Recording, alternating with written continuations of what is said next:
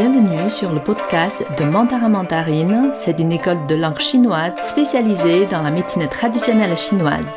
Vous pouvez approfondir votre exploration de cette médecine grâce à une meilleure connaissance du mandarin. Venez goûter aux fruits de 5000 ans de culture grâce à des leçons pleines de vitamines.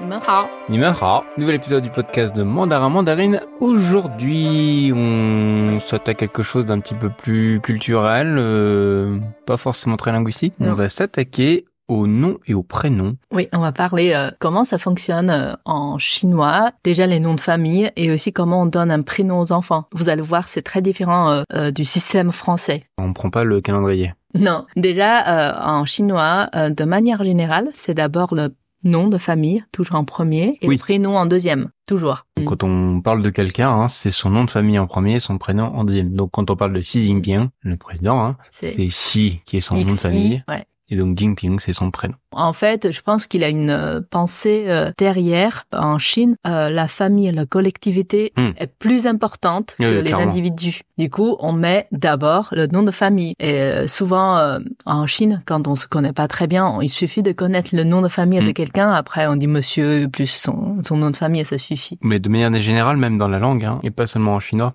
mais on va du plus grand vers le plus petit, vers le plus précis. Quand on écrit une adresse, par exemple, on part du pays, puis la ville, puis la rue, puis le numéro. Ouais, pour les dates aussi. D'abord l'année, après le mois, après le jour. Donc pour le nom de famille, comment ça a été choisi? Le nom de famille, c'est un peu comme en France pour le prénom. On choisit pas, ça vient des parents. Souvent, les enfants portent le nom de famille du père, hérité des ancêtres, comme ici, comme en D'où France. l'importance d'avoir des garçons, quand vous êtes en Chine. Pouvoir faire continuer votre lignée, votre nom de famille. En France aussi, la plupart des enfants portent le nom de famille des pères. C'est juste, c'est moins important de faire durer le nom de famille, c'est tout. Une question que je me pose quand même, c'est est-ce qu'on a le choix, vraiment? Est-ce qu'on peut décider de... Oui, de plus en plus maintenant. Ouais. Ou les deux, Non, deux, non, jamais, ça marche pas. C'est pas possible. Mais ça dépend. Si le nom de famille d'une des personnes, c'est un joli caractère qui se porte aussi en prénom. Ça tombe bien. Des fois, on fait un jeu de mots. Du coup, on met le nom de famille du père comme nom de famille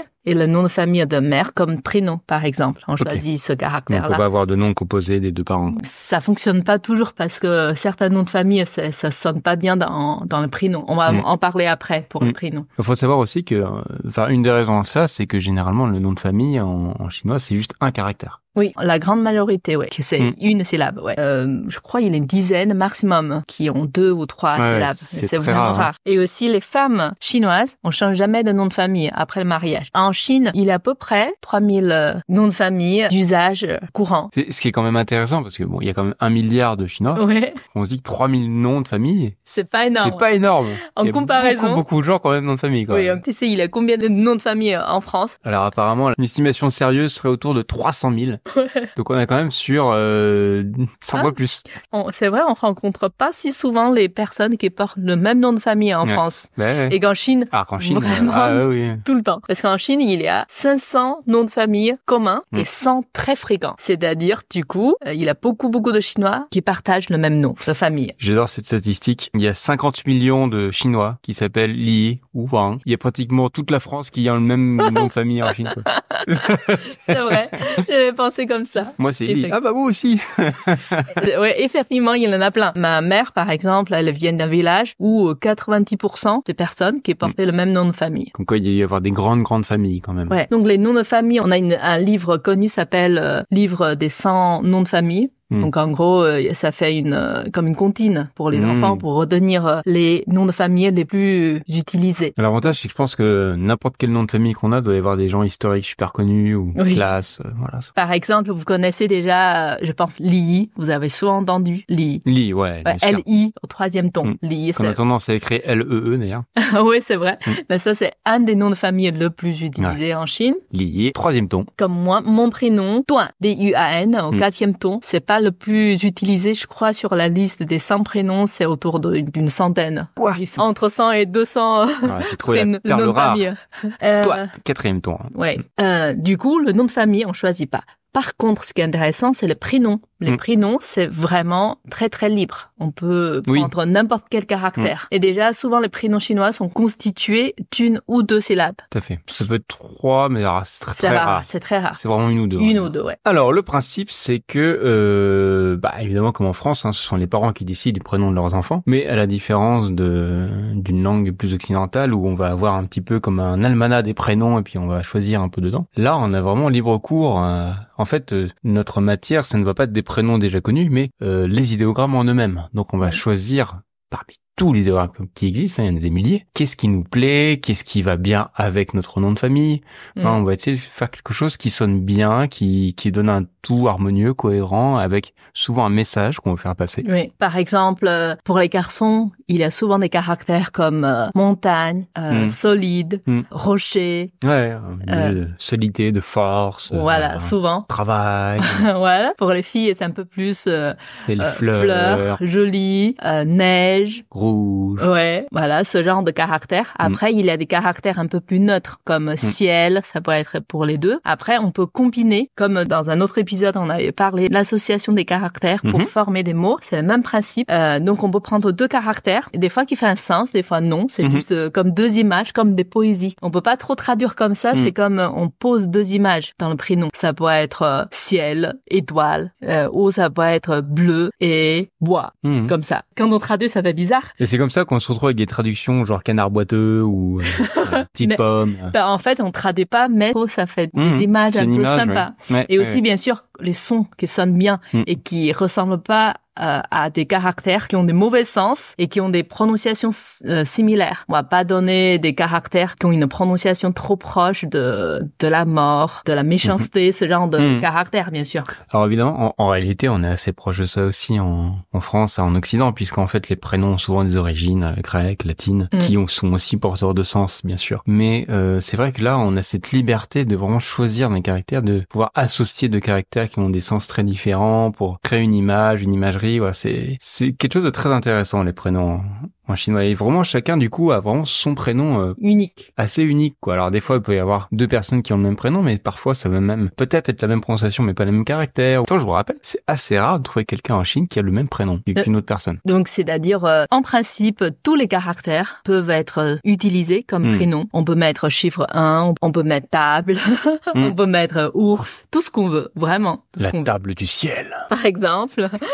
Mais bien sûr, on va éviter, en général, aucun parent va mettre l'œuf en fer, puant, dur. Alors ceci dit, ça c'est souvent dans les surnoms pour les nouveau-nés. Il a une histoire genre avant, puisqu'il avait beaucoup de morts des enfants, il a longtemps. Mortalité infantile, ouais. Ouais, du coup, on pensait que si on donne un mauvais prénom aux enfants, comme ça, les diables ne veulent pas les prendre. Comme ça, ça les protège. Je sais, ma grand-mère a eu une amie qui était comme ça, qui a perdu leurs 8 enfants il y a longtemps. Du coup, le 9e, elle l'a appelé œuf puant, justement. Mais je sais pas si grâce à ce prénom, en gros, ce garçon a survécu. Mais dans le village, tout le monde l'appelle encore par ce prénom. Ce surnom. Et il a une autre tradition assez intéressante avec les prénoms chinois, assez typiques. On pense que les prénoms, ça peut même changer le destin ou l'état de la santé des enfants. Oui, ou en tout cas, il faut correspondre à son élément, à le moment auquel on est né, en fait. Parce que là, bon, il y a je dirais pas tauromancie parce qu'on n'est pas dans les cartes, mais voilà, on a toute une manière de voir l'heure, le jour de la naissance. Oui, ça vous connaissez, si vous avez déjà fait un peu de médecine chinoise ou un peu de taoïsme. Il y a la théorie des 5 éléments. Vous connaissez aussi le livre La Mutation qui parle un peu de l'énergie de l'univers. Chaque personne est forcément née à une heure précise, à un espace précis. Donc, selon lieu et l'heure de la naissance, ça correspond à certaines énergies. Ces énergies sont jamais équilibrées 100%. Peut-être à cette heure-là, à ce moment-là, à cet endroit-là, il y a beaucoup de feu, beaucoup d'éléments feu, mais pas assez d'eau ou d'autres choses. Et du coup, on va rééquilibrer avec le prénom. Voilà. Comment c'est possible? Là, on a parlé des clés des caractères. Par exemple, il a des caractères avec la clé du feu. Il y a même des caractères créés spécifiquement par les 5 éléments. Donc les 5 éléments, tu connais? Alors en général, nous on en connaît 4, c'est-à-dire le bois, le feu, l'eau et le vent. Et c'est pas la même chose. Non, en Chine c'est le métal, le bois, le feu, l'eau et la terre. Oui, d'ailleurs, je raconte n'importe quoi parce qu'il y a aussi la terre. Terre, feu, eau, vent. C'est ça en français, 4 éléments. Donc il existe des caractères avec la clé de ces éléments. Il y a aussi des caractères avec 2 bois, avec 2 feux ou 3 feux, avec de l'eau. On peut nuancer, on peut mettre plus ou moins de feu dans son prénom. Ouais, dans le caractère, dans l'écriture. Là, vous pouvez regarder dans la description ces caractères aussi. Par exemple, pour mon fils aîné, selon sa date de naissance, j'ai demandé à un maître. Apparemment, il lui manque du feu, de l'élément feu. En fait, avant la naissance, j'avais déjà choisi 2 caractères, mais c'était avec la clé de l'eau, la source de la rivière. Le maître a dit, oh, ça va pas du tout parce qu'il lui manque du feu. Et là, il a trop d'eau encore plus tôt. Et ok, du coup, j'ai changé de caractère. J'ai choisi les 2 caractères avec du feu dedans. Ce qui est drôle, c'est du coup, on se dit, mais alors, du coup, ça n'a plus rien à voir. Mais en fait, au niveau de la prononciation, ce sont des caractères très proches. Oui. Donc, au final, on s'est retrouvés. En même temps, j'ai choisi les caractères qui ont une prononciation qui ressemble à ce que j'avais choisi à l'origine. Il signifie la source de la rivière. Il y a une autre chose aussi. En Chine, quand on choisit les prénoms, il faut faire attention que ça sonne bien et que ça sonne sans mauvais sens avec le nom de famille. Par exemple, mon nom de famille Duan, D-U-A-N, maintenant ça veut rien dire, mais il a un autre caractère qui veut dire couper, qui a exactement la même prononciation. Du coup, le maître m'a dit aussi, donc vous avez donné la source de la rivière, plus votre nom de famille, la prononciation qui ressemble au caractère coupé, ça va pas du tout, c'est couper la source de la rivière, donc ça va pas. Donc non seulement les éléments ça va pas, en plus la prononciation ça sonne mal. Terrible. Heureusement, on a changé. Les 2 nouveaux caractères, ça veut dire lumineux, chaleureux, étincelant. Donc, flamboyant plutôt. Ouais, donc il n'y a plus de problème. Couper la chaleur, pas trop grave. Non, ça fait pas couper la chaleur, parce que ces 2 caractères, on est obligé de les traduire comme ça, mais ça veut pas seulement dire genre chaleur comme ça. Ça peut être l'inflammation aussi. Oui, c'est vraiment juste 2 images un peu chaud, mais il n'y a pas un sens précis pour dire couper. Que l'autre, c'était très précis, source de la rivière. Et c'est ça qui est intéressant aussi, c'est qu'après, justement, avec les tons, on peut faire quand même un petit peu comme des jeux de mots, on choisit des caractères, et puis en fait, ça fait penser à d'autres caractères par sa prononciation, et donc ça rend le prénom d'autant plus intéressant, quoi. Si vous voulez un prénom unique. Oui, parce que alors si vous pouvez, hein, il y a même des dictionnaires de prénoms étrangers. Hein. C'est juste la traduction un petit peu littérale en fait, hein, avec des caractères pour ressembler un peu à la prononciation de notre prénom. Le mieux, c'est quand même de consulter un Chinois ou une Chinoise, bien sûr, et de demander de choisir un joli caractère. Mais souvent, on prend en compte la prononciation. Genre, toi, c'est Florent, feu, on va chercher un caractère qui a la prononciation feu, mais il y en a plein. Du coup, par exemple, pour toi, on avait choisi bonheur.